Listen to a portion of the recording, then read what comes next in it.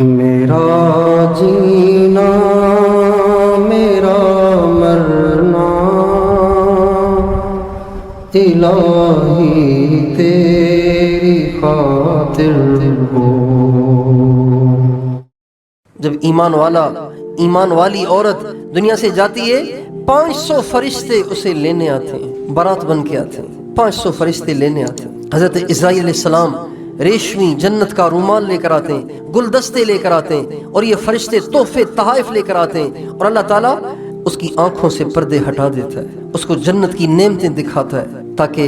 تاکہ دنیا چھوڑنے پہ میری بندی کا دل غمگین نہ ہو۔ اللہ اکبر، اس کے دل کو بہلایا جاتا ہے تاکہ بچوں کو چھوڑتے ہوئے غمگین نہ ہو، خاوند سے جدا ہوتے ہوئے غمگین نہ ہو، اپنے گھر کو چھوڑتے ہوئے پریشان نہ ہو۔ اس کو جنت کی ایسی نعمتیں دکھائی جاتی ہیں کہ ہمارے نبی نے فرمایا اس کی روح اس کے جسم میں پھڑ پھڑانے لگتی ہے، بے قرار ہو جاتی ہے اس جنت کی طرف جانے کے لیے۔ جب اس کی روح جنت میں جانے کے لیے، گندی دنیا کو چھوڑنے کے لیے بے تاب اور بے قرار ہو جاتی ہے، تو حضرت اسرائیل علیہ السلام ٹھوڑی کے نیچے جنت سے لایا ہوا وہ ریشمی رومال رکھتے ہیں، ایک دم سے اس کی روح باہر آ جاتی اور اس کو لے کر آسمانوں پہ جاتی، اور یہ 500 فرشتے ان کے ساتھ ہوتے ہیں، اور ہر فرشتہ کہتا ہے حضرت تھوڑی دیر کے لیے مجھے دے دیں، میں اس مبارک روح کو اٹھاؤں اور اللہ کے دربار میں قرب حاصل کروں۔ 500 فرشتے حضرت اسرائیل علیہ السلام کے ساتھ باری باری اس روح کو اٹھانے کی سعادت حاصل کرتے ہیں۔ پہلے آسمان پہ جاتے ہیں، وہاں استقبال ہوتا ہے، دوسرے آسمان پہ جاتے ہیں، وہاں استقبال ہوتا ہے، تیسرے آسمان پہ لے جاتے ہیں، وہاں استقبال ہوتا ہے، یہاں تک کہ 7ویں آسمان پہ لے جاتے ہیں، وہاں استقبال ہوتا ہے، اس سے بھی اوپر عرش کے نیچے جا کر وہ روح سجدے میں گر جاتی ہے۔ اللہ کہتے ہیں میری بندی، میں نے ساری زندگی تمہیں آزمایا، لیکن تم نے سردیوں میں فجر نہیں چھوڑی،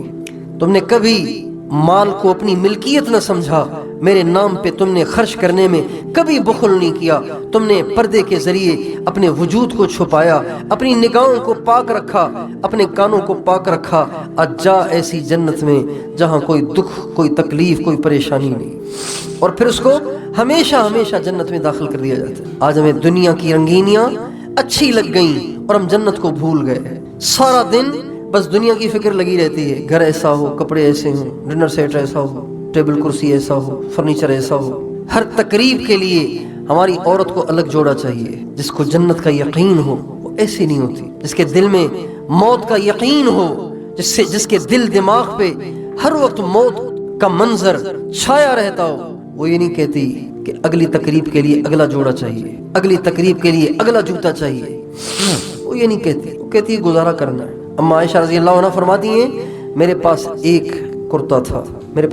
تھا سرخ رنگ کا، انصار کی کتنی بچیوں کی شادیاں اس ایک کرتے میں ہوئیں۔ انصار کی عورتیں مجھ سے کرتا منگواتی کہ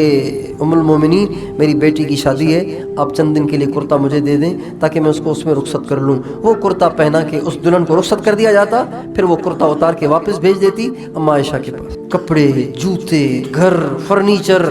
پتہ نہیں کن چکروں میں پڑ گئے۔ ایسے ہماری زندگی سے ایسے لگتا ہے کہ جیسے ہم لوگوں نے مرنا ہی نہیں ہے، موت آنی ہی نہیں ہے۔ کتنے لوگ دنیا میں آئے اور بڑے بڑے انہوں نے گھر بنائے، لیکن ان گھروں میں رہنا ان کو نصیب ہی نہیں ہوا۔ موت کھڑی ہے، موت سر پہ کھڑی ہے، پتہ نہیں کب آ جائے۔ بہت سے واقعات ہیں کہ شادی ہو گئی، نکاح ہو گیا، کپڑے پہن لیے، زیور پہن لیے، اور رخصتی کا وقت قریب ہے، لیکن اچانک ہارٹ اٹیک ہوا یا کوئی حادثہ ہوا اور دلہن دنیا سے چلی گئی۔ دلہن نے دولہے کو نہیں دیکھا، دولہے نے دلہن کو نہیں دیکھا اور دنیا سے رخصت ہو۔ اس لیے دنیا کی خوشیوں سے ایسے مغلوب نہیں ہونا چاہیے کہ ہمیں اللہ ہی یاد نہ رہے، آخرت ہی یاد نہ رہے، اللہ کے نبی یاد نہ رہیں۔ آپ ساری بہنوں سے دست بستہ درخواست ہے، آج کے بعد یہ ٹھان لیں اپنی زندگی میں جو کچھ آپ کر رہی ہیں اس کو شریعت پر پیش کریں، اس کو سیرت پر پیش کریں کہ آپ کے نبی نے آپ کو اس کی اجازت دی ہے۔